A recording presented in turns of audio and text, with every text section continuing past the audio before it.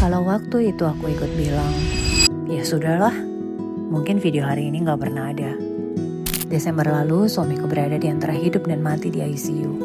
Ketika dia selamat, perjuangannya bukan selesai, justru baru dimulai. Makan, membaca, menulis, bicara, berdiri, semuanya harus dipelajari lagi. Di titik itu ada dua pilihan, lanjut dengan biaya, tenaga, waktu, dan ketidakpastian, atau menyerah lalu menyebutnya realistis. Dan aku belajar bahwa menyerah juga punya harga. Bedanya, tagihannya sering datang belakangan. Berjuang bukan kata cantik di caption. Kadang bentuknya benar-benar berdarah-darah. Dokter, obat, terapi, tidur yang hilang, seluruh prioritas yang dibongkar, dan jungkir balik mencari dana ketika kita sendiri gak tahu harus mencarinya dari mana. Sementara menyerah jauh lebih mudah. Cukup bilang udah terlalu tua, terlalu sakit, gak berguna lagi, belum tentu berhasil. Selesai. Aku tahu gak semua orang punya akses dan kemampuan yang sama. Aku juga gak sedang menghakimi mereka yang benar-benar gak punya jalan. Aku bicara tentang saat masih ada pintu yang bisa diketuk, tapi kita memilih gak mengetuk karena repot, lalu bilang semua pintu sudah tertutup. Di masa itu aku juga belajar, ada orang yang mencintai manusianya, ada pula yang hanya mencintai manfaatnya. Ketika jabatan, tenaga, dan kemampuan hilang, yang kedua biasanya ikut hilang. Dan kadang perjuangan paling berat bukan cuma melawan penyakit, tapi melawan lingkungan yang sudah lebih dulu menyerah atas nama kita.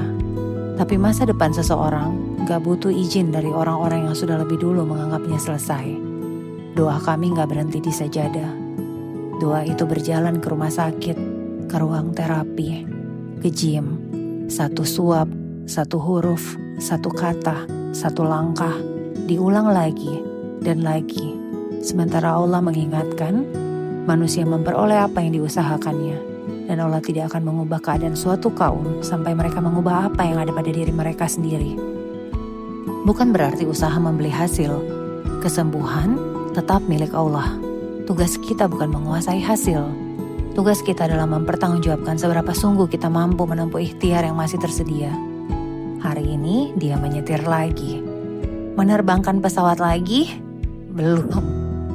Dan jangan terlalu cepat mengubah kata belum menjadi tidak akan pernah hanya karena prosesnya mahal, lama, dan merepotkan.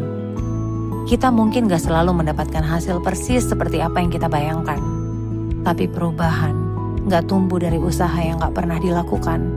Kalau waktu itu aku memilih gak mau repot, mungkin hari ini aku gak sedang duduk di sebelahnya. Melihat tangan yang dulu harus belajar menulis kembali memegang setir.